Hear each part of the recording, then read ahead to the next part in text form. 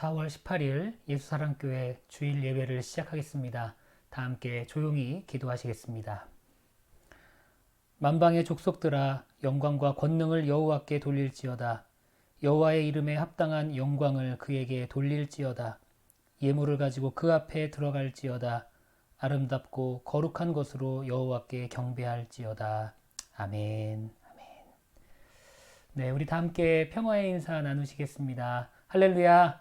네, 우리 옛사랑교회 모든 교우님들 그리고 이 영상으로 예배드리는 모든 분들께 주님의 평안과 또 주님의 평화가 또 축복이 함께 하시기를 간절히 소망합니다. 혹시 여러분들 괜찮으신 분들은 이 채팅창을 통해서 함께 인사도 좀 나누시고 하시면 좋을 것 같습니다. 네, 그러면서 교회 소식을 전해드리겠습니다.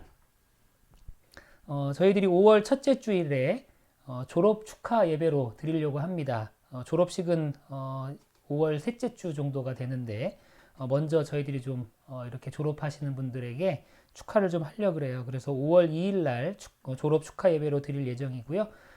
예배 후에 간단한 친교와 또 나눔의 시간을 준비하려고 합니다. 졸업하시는 분들 가능하시면 그날은 대면 예배 오셔서 함께 예배하시면 좋을 것 같습니다. 그리고 코로나 백신 접종 지금 다 예약하고 맞고 계시는데 백신 접종하실 때 혹시 차량이 필요하신 분들은 미리 알려주시면 차량을 지원해 드리도록 하겠습니다.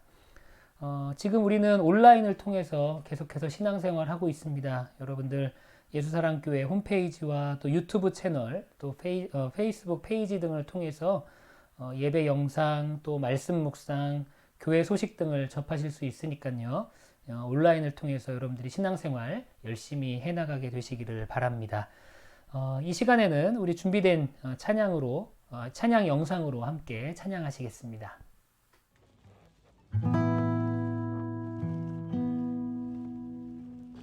우리 모두 구원하신 주의 십자가의 사랑을 생각하며 고백하며 찬양하시겠습니다. 주의 보좌로 나아갈 때에 주의 보좌로 나아갈 때에 어떻게 나가야 할까? 나를 구원한 주의 십자가 그것을 믿으며 가네. 자격 없는 내 힘이 아닌 오직 예수님의 보혈로 자격 없는 내 힘이 아닌 오직 예수님의 보혈로 십자가의 보혈 그 완전하신 사랑 십자가의 보혈 완전하신 사랑 힘입어 나갑니다.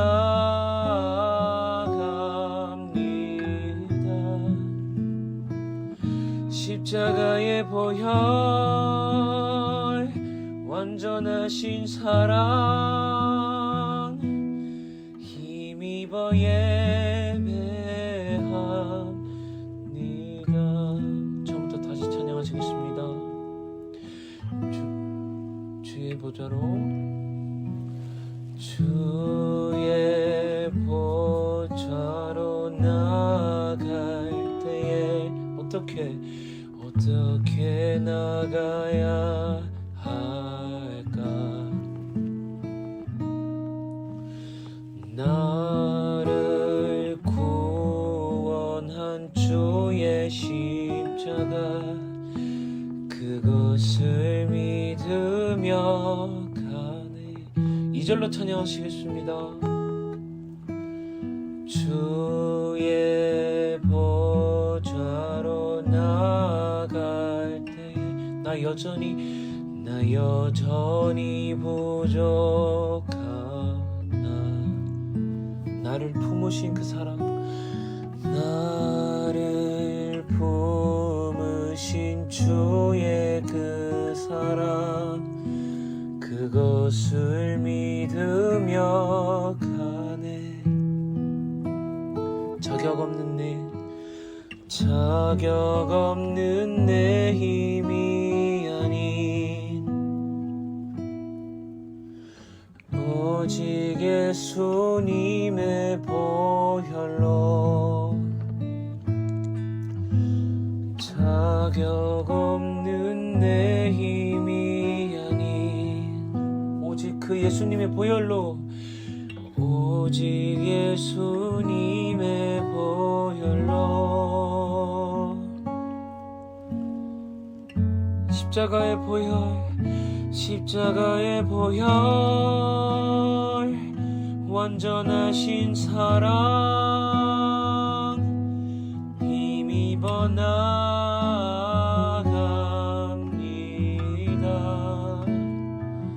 십자가의 보혈, 완전하신 사랑 힘입어 예배합니다. 십자가의 보혈, 십자가의 보혈,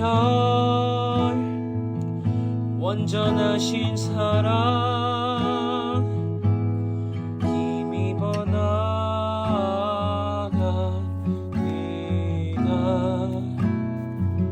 십자가의 보혈, 완전하신 사랑 힘입어 예배합니다.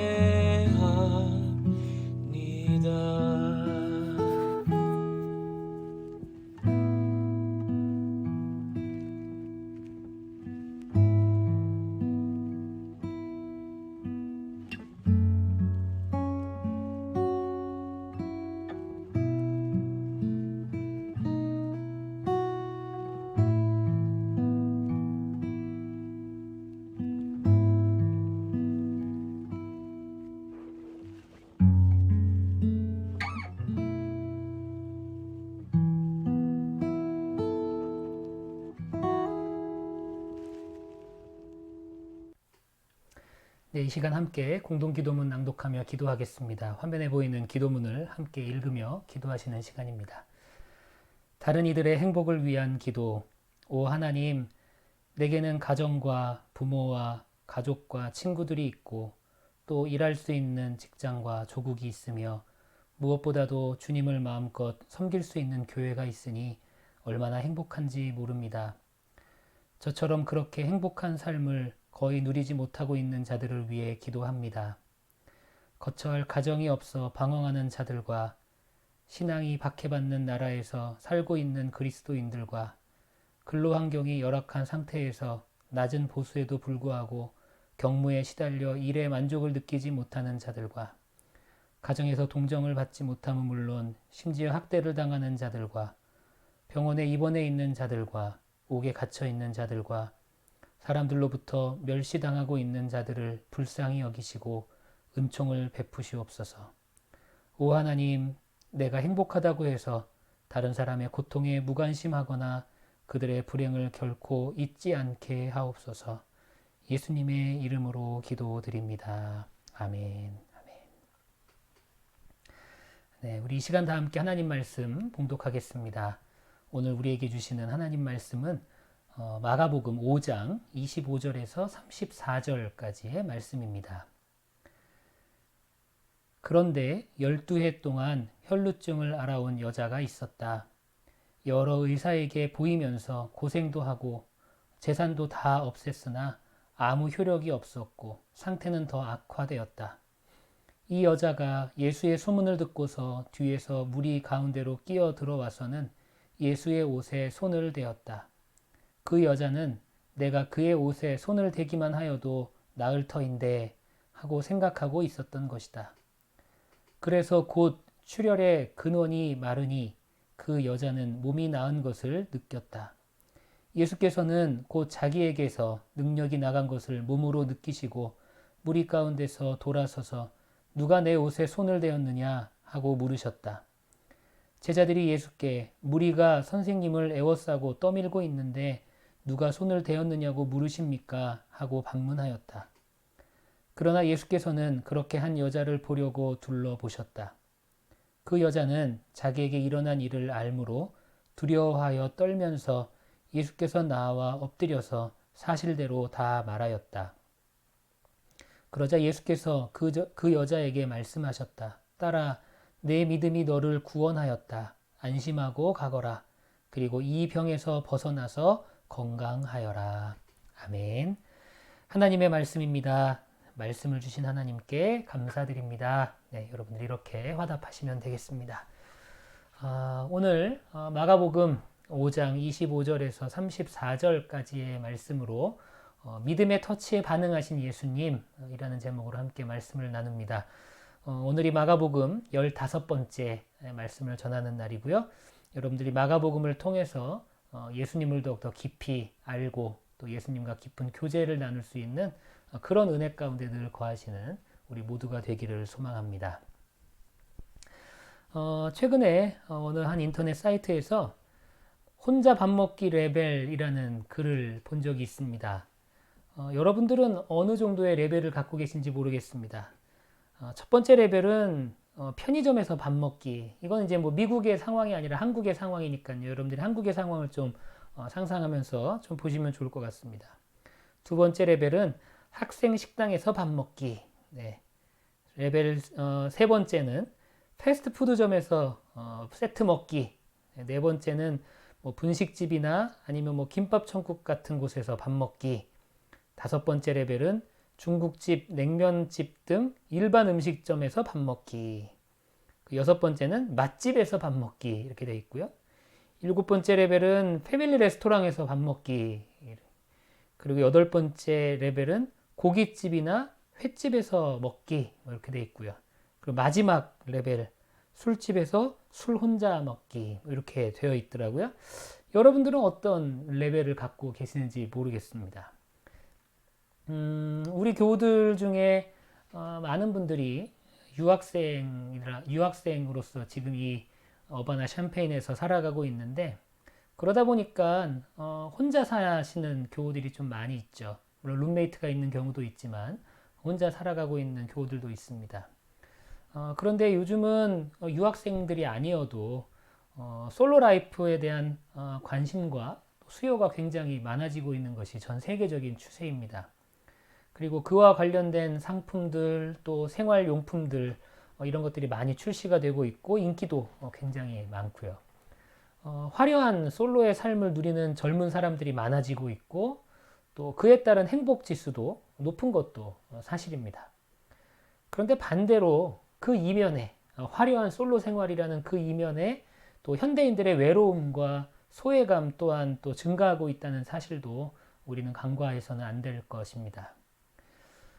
인류의 인식을, 인류의 생각을 바꿔놓는 그런 계기가 되는 사건들이 인류의 역사 가운데 많이 있었습니다. 아마 이 코로나라는 이 바이러스도 아마 인류의 인식과 삶을 바꿔놓는 그런 큰 역사적인 사건으로 아마 이후에 많은 인류에게 모든 인류에게 그렇게 기억이 될 것 같습니다. 또 인간에 대해서 특별히 인간에 대한 인식의 변화가 가장 컸던 사건 중에 하나는 세계 제2차 대전이라고 이야기할 수 있겠습니다. 특히 이 세계 2차 대전을 통해서 온 인류는 인간에 대한 이 신학적인 새로운 사고를 하게 되었습니다. 이 2차 세계대전 이후에 신학적인 마인드로 보자면 인간에 대한 신뢰가 완전히 무너져 버렸다고 그렇게 볼 수 있겠습니다. 이 2차 세계대전을 통해서 모든 인간에 대한 신뢰, 심지어는 하나님에 대한, 신에 대한 신뢰까지도 무너졌다고 그렇게 이야기하는 그런 신학자들도 있었습니다. 그러면서 이제 2차 세계대전 이후에 현대를 살아가는 많은 현대인들을 묘사하는 말 중에서 가장 많이 쓰이는 단어들이 등장을 했어요. 그게 뭐냐면 절망이라는 단어였고 그리고 소외감이라는 단어였습니다. 뭐 실존주의 철학자들이나 또 작가들을 통해서 이런 단어들이 굉장히 많이 쏟아져 나왔었죠. 현대인들은 전쟁 이후에 이 폐허가 되었던 그런 모든 삶을 잘 극복했고 또 지금 이제 풍요로운 삶을 살아가고 있습니다. 전쟁 이전보다 더욱더 살기 좋은 세대, 그리고 전쟁 이전보다 더욱더 풍요로운 삶을 누리고 있죠. 그럼에도 불구하고 사람들이 자기 삶에 대한 의미를 느끼지 못하고 있고 또 내가 왜 사는지, 무엇을 위해 살아가고 있는지 잘 모른 채 그렇게 하루하루 사는 사람들이 많이 있다는 것을 우리는 알게 됩니다. 내일에 대한 희망이 결여된 채 절망하는 모습이 바로 현대인의 모습이라고 그렇게 표현하는 사람들도 많이 있었습니다. 이 절망도 문제예요. 절망도 문제지만 사실 더 커다란 비극은 세상에 살면서 나와는 통할 사람이 없다고 느끼는 어떤 소외감이나 외로움일 것입니다. 나를 이해하고 또 나를 알아주는 사람이 없다는 것, 그리고 그러한 생각은 하나의 큰 벽이 되어서 우리의 삶을 짓누를 때가 있습니다. 제가 뭐 이제 세계 2차 대전 뭐 이렇게 뭐 아주 뭐 좀 장황한 얘기를 했는데 사실 그런 절망감, 인간이 갖고 있는 절망감이나 또 인간의 소외감, 외로움의 문제는 사실 뭐 현대인들만의 문제는 아니죠. 모든 시대를 살아가는 그리고 지금까지 살아왔던 모든 인류가 가지고 있었던 공통적인 문제라고도 그렇게 할 수 있겠습니다.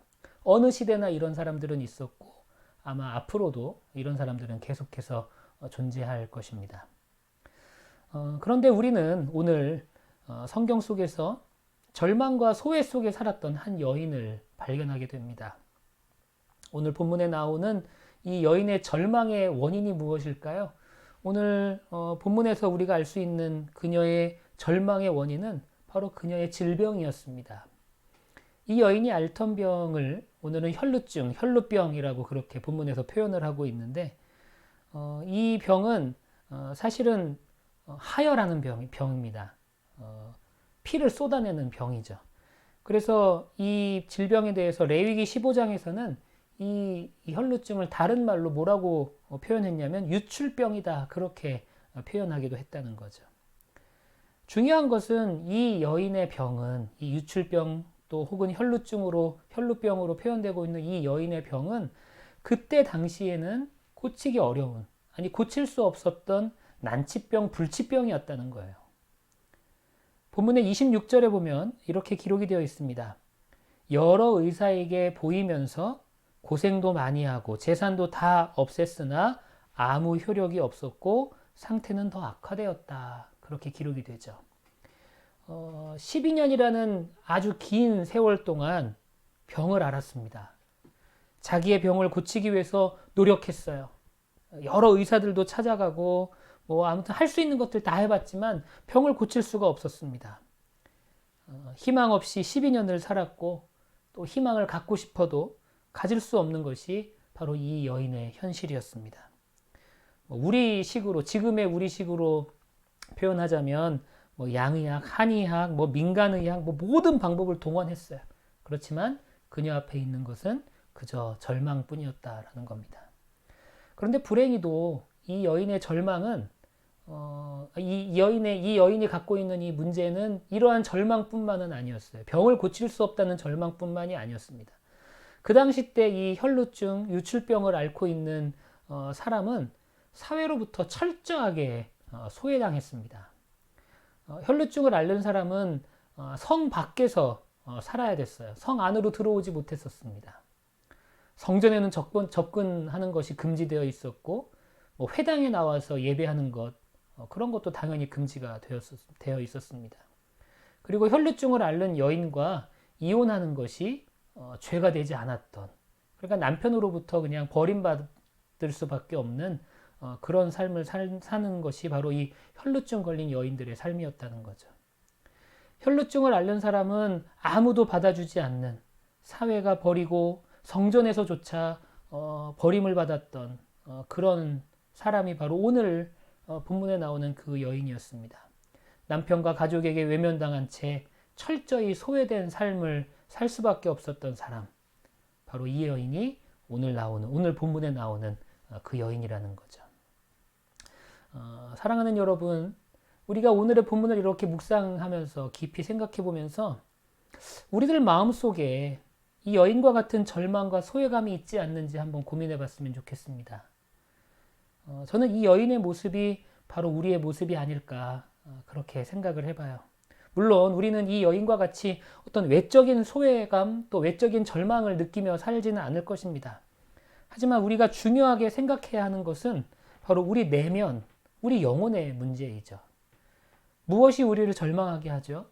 또 무엇이 우리를 소외당한 것처럼 그렇게 느끼게 합니까? 성경은 그것이 바로 죄라고 이야기를 합니다. 죄. 우리는 죄 앞에서 절망스러워하고요. 그러한 절망은 하나님과의 관계에서도 마치 내가 소외당하고 있는 것처럼 그렇게 느끼게 합니다. 우리가 죄 가운데 살면 하나님이 왠지 나를 버리신 것 같고 하나님이 나와 함께 하시지 않는 것 같고 그렇게 느끼지 않습니까? 그것이 바로 죄의 문제로부터 오는 소외감, 하나님으로부터의 소외감이라는 거죠. 성경에 나오는 이 여인이 병으로 인해 절망하고 세상으로부터 소외당했다면 현대를 사는 우리는 죄로 인해서 죄 때문에 절망하게 되고 죄 때문에 세상으로부터 세상으로부터 그리고 하나님으로부터 소외된 것처럼 그렇게 느끼게 된다는 것이죠. 이 시간 여러분들 내면에 있는 여러분들 영혼이 갖고 있는 절망과 소외감 혹시 여러분들이 그런 것들을 가지고 이 예배에 함께 하고 계시다면 여러분들 예수님을 만나 치료받은 이 혈루병 걸렸던 여인처럼 여러분들에게도 치유의 역사가 있기를 간절히 소망합니다. 아니 그렇게 되어야 합니다. 그렇게 될 줄 믿습니다. 여러분들이 살아가고 있는 삶의 자리에서의 어떤 절망감, 소외감, 가정 문제, 학교에서의 모든 문제, 그런 모든 것들, 죄로 인해 시작되는 우리 인생의 모든 문제들을 우리가 예수님을 통해서 해결함 받고 치유받을 수 있는 그런 예수사랑교회 모든 교우님들이 다 되시기를 간절히 축원합니다. 본문을 보면 너무나 감사하게도 그리고 다행히도 이 여인은 예수님을 만나서 자신의 인생의 가장 큰 문제들을 치유받게 되죠. 그녀가 치유를 받을 수 있었던 두 가지 요인, 오늘 우리는 본문을 통해서 발견할 수가 있습니다. 27절입니다. 이 여자가 예수의 소문을 듣고서 뒤에서 무리 가운데로 끼어 들어와서는 예수의 옷에 손을 대었다. 27절에는요, 오늘 우리가 방금 읽은 27절에는 중요한 동사가 두 가지가 나오죠. 그것은 바로 듣다라는 동사, 그리고 하나는 손을 대었다라는 동사입니다. 이것이 이 여인이 치료받을 수 있었던 가장 중요한 이유가 된 두 가지 요인입니다. 듣고 손을 댔다는 거죠. 듣고 만졌다는 겁니다. 여러분, 성경은 가장 위대한 역사가 어디서부터 시작된다고 이야기하고 있냐면 바로 들음에서 시작이 된다고 이야기하고 있습니다. 요한복음 5장 24절에 보면 이렇게 기록이 되어 있어요. 내가 진정으로 너희에게 말한다. 내 말을 듣고 또 나를 보내신 분을 믿는 사람은 영원한 생명을 가지고 있고 심판을 받지 않는다. 그는 죽음에서 생명으로 옮겨갔다. 예수님께서 영생에 대해서 말씀하시는데 그 영생의 시작이 어디에 있느냐? 바로 들음에 있다는 겁니다. 우리의 구원의 시작이 어디에 있습니까? 바로 들음에 있습니다. 들음에서 모든 축복, 모든 감사할 일들, 모든 것들, 우리 영혼의 모든 문제 해결이 시작이 된다는 거예요. 우리 모두 잘 듣는 그런 성도님들이 되시기를 소망합니다. 본문의 여인이 무엇을 들었습니까? 27절을 보니까 이 여인은 예수님에 대한 소문을 들었어요. 예수님에 대한 이야기를 들었습니다. 여러분, 이것이 이 여인의 인생을 바꾸는 가장 중요한 계기가 된 것입니다. 예수님에 대해 듣는 모든 사람, 이 여인처럼 예수님에 대해서 듣는, 예수님에 대한 소식을 듣는 모든 사람이 바로 자신의 인생을 바꿀 수 있는 그런 가장 귀한 축복을 누릴 수 있는 그런 계기가 마련되는 사람이라는 거죠. 왜 그렇습니까? 예수님만이 복음이기 때문에 그렇습니다. 예수님만이 구원이고 예수님만이 참된 생명이시기 때문에 그렇습니다. 그렇기 때문에 우리는 예수님에 대해서 잘 들어야 합니다. 이 현실 세계에서 우리가 살아가면서 참 세상에는 너무 많은 진리들이 있는 것 같아요. 좀 더 자세하게 말씀드리면 내가 진리다라고 이야기하는 것들이 참 많이 있죠. 진리처럼 보이는 것들, 그것이 우리를 혼란스럽게 합니다. 하지만 여러분들, 이 혼란한 세상에서 하나님의 말씀, 진정한 진리, 예수님, 예수님과 관련된 복음의 말씀들, 여러분들 그런 것들에게 여러분들 꼭 귀 기울이게 되시기를 바랍니다. 다른 것에 귀 기울이지 마시고요. 예수님과 관련된 것들에게 여러분들이 귀를 기울이시기를 소망합니다. 이 여인이 예수님에 대한 소문을 듣고 예수님의 소문을 듣고 취한 행동이 뭐였습니까? 예수님께로 달려갔죠. 그리고 예수님의 옷자락을 만졌습니다. 27절을 제가 다시 한번 읽습니다. 이 여자가 예수의 소문을 듣고서 뒤에서 무리 가운데로 끼어 들어와서는 예수의 옷에 손을 대었다. 여인이 예수님의 옷자락에 손을 대었습니다. 예수님을 만진 거죠. 그런데 여러분 이것은 보통의 만짐, 제가 이 단어를 어떻게 좀 표현해야 될까 그래서 그냥 터치라고 표현을 했는데 그냥 보통의 터치는 아니었다는 거예요. 그건 특별한 터치였습니다. 그것은 바로 믿음의 터치였다는 거예요. 31절을 보면 이렇게 기록이 됩니다. 제자들이 예수께 무리가 선생님을 에워싸고 떠밀고 있는데 누가 손을 대었느냐고 물으십니까? 하고 반문하였다. 그러면 이 말씀이 어떤 상황이냐면요. 많은 사람들이 예수님을 에워싸고 있었어요. 많은 이들이 예수님을 만나고 싶어 했고, 많은 이들이 막 예수님께 손을 대면서 막 악수도 하고 싶다고 그러고 막 예수님을 만지기도 하고 막 그런 상황입니다. 사람들이 예수님의 주변에 굉장히 많이 모여 있는 그런 상황이었던 거예요. 그런데 그런 복잡한 상황에서 예수님께서 누가 내 옷에 손을 대었느냐 그렇게 물어보시는 겁니다. 그래서 제자들은 아니 예수님 지금 이렇게 사람이 많고 이렇게 복잡한데 그걸 어떻게 우리가 알겠습니까? 그렇게 지금 제자들이 오히려 반문하고 있는 상황인 거죠. 예수님은요 수많은 사람들이 자신을 만지고 자신들의 예수님에 대해 예수님께 다가와서 예수님께 가까이 하고 싶고 막 그런 복잡한 상황에서도 유독 이 여인의 손길을 느낄 수 있었다는 거예요. 왜입니까? 그것은 단순한 터치, 단순한 만짐이 아니라 믿음의 터치였기 때문에 그래요. 믿음으로 예수님의 옷자락에 손을 대었기 때문에 그렇습니다. 이 여인이 다른 이들과 다르게 진실한 믿음을 가지고 예수님의 옷자락을 만졌기 때문에 예수님은 그 믿음의 터치에 반응을 하셨던 것입니다. 여러분, 믿음이란 것이 무엇입니까? 믿음은 대상과 나를 연결시키는 거예요. 믿음은 대상과 나를 연결시키는 겁니다. 결혼식에서 부부 서약은 서로 간의 믿음이 전제되는 것이죠. 이 믿음이 전제로 부부라는 관계가 형성이 되는 겁니다. 우리가 믿는 순간 우리는 그 믿음을 통해서 상대방과 내가 연결이 되는 겁니다. 이 여인의 믿음이 바로 그러했다는 거예요. 이 여인의 믿음으로 말미암아 예수님과 연결이 된 겁니다. 그리고는 그녀의 병의 모든 근원이 사라져 버리게 된 거죠. 29절과 30절에 보면 이렇게 기록이 되죠. 그래서 곧 출혈의 근원이 마르니 그 여자는 몸이 나은 것을 느꼈다. 예수께서는 곧 자기에게서 능력이 나간 것을 몸으로 느끼시고 무리 가운데서 돌아서서 누가 내 옷에 손을 대었느냐 하고 물으셨다. 예수님을 믿고 예수님을 만진 순간, 믿음으로 예수님의 옷자락에 터치한 그 순간에 주님 안에 있던 능력이 그 믿음의 통로를 타고 그녀에게로 흘러들어가게 되었다는 거예요. 이것이 믿음이라는 거죠. 우리가 믿는 순간 우리는 예수님과 연결됩니다. 그리고 예수님과 관계가 맺혀지게 되는 것이죠. 그리고 그의 능력이, 예수님의 능력이 우리에게로 믿음을 통해서 흘러들어올 수 있게 된다는 거예요. 그 능력이 우리를 절망에서, 소외감에서, 불안과 허무함 속에서 또 죄악 속에서 헤매이던 우리를 회복시켜 준다는 것입니다.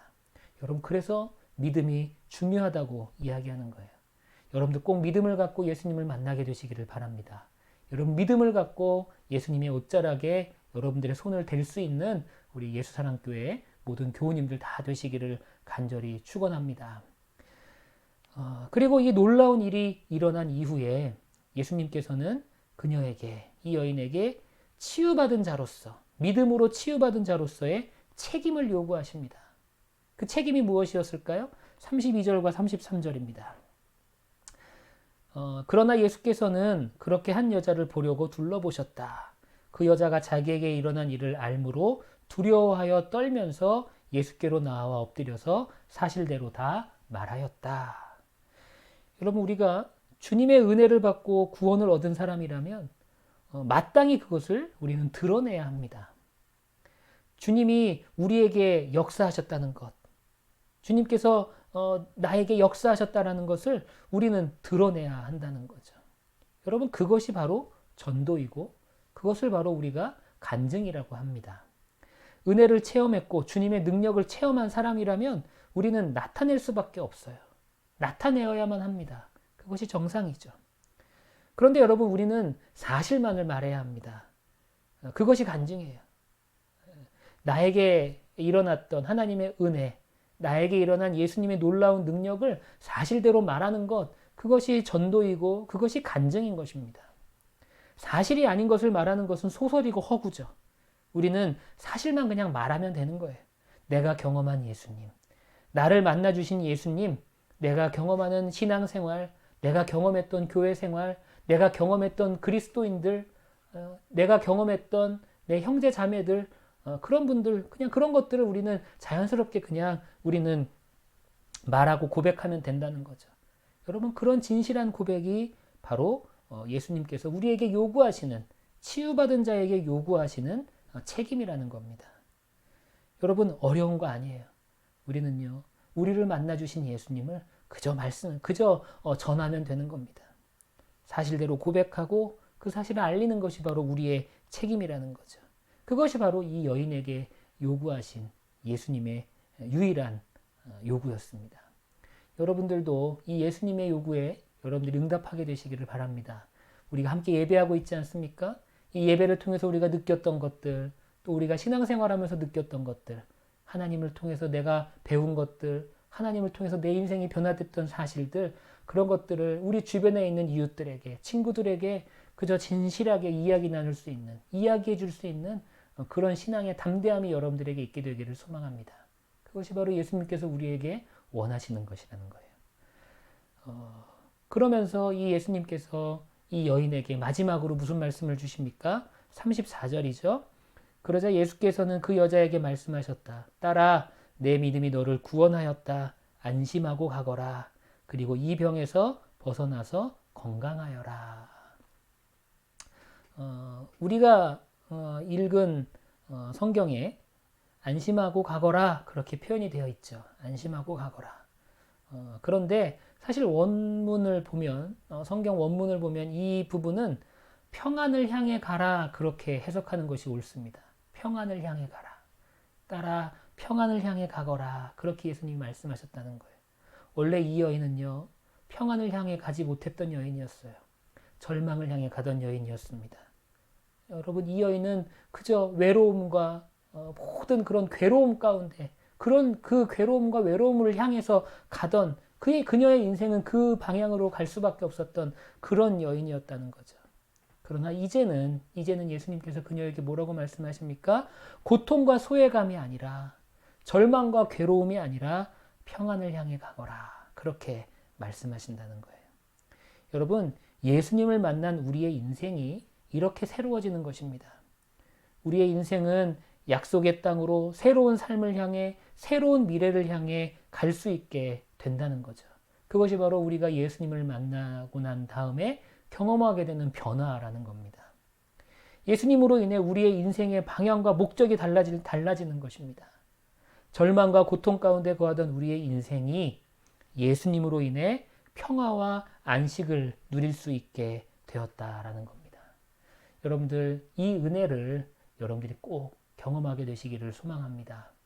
여러분들이 지금까지 살면서 여러분들의 인생의 방향이 어디로 향하는지는 모르겠어요.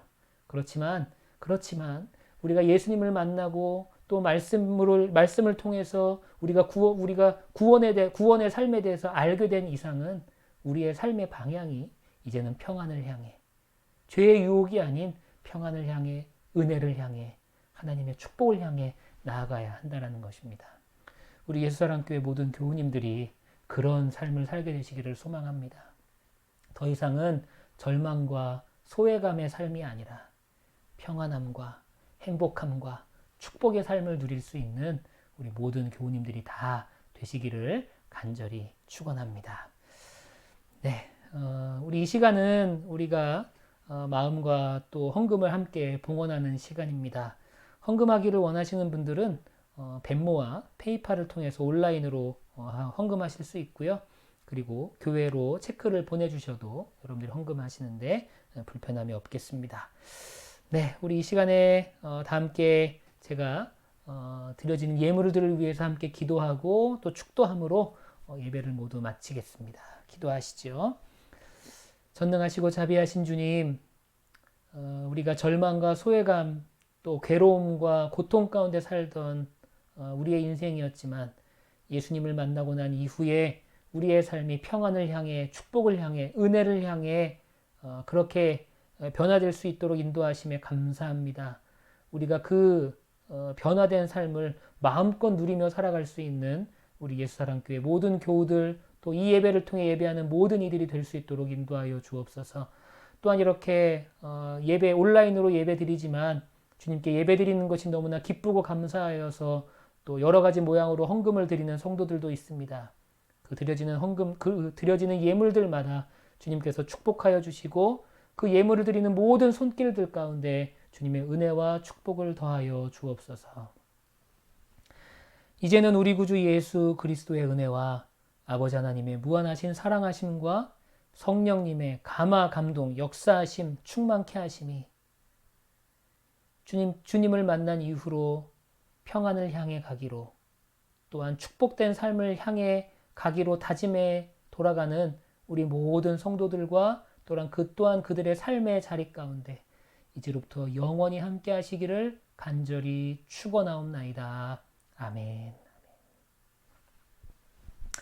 네, 오늘 예배를 모두 마쳤습니다. 여러분은 오늘 남은 하루도 평안하시기를 바라고요. 그리고 한 주간도 주님의 은혜 안에서 늘 승리하시는 우리 모든 성도님들 되시기를 소망합니다. 감사합니다. 행복하십시오.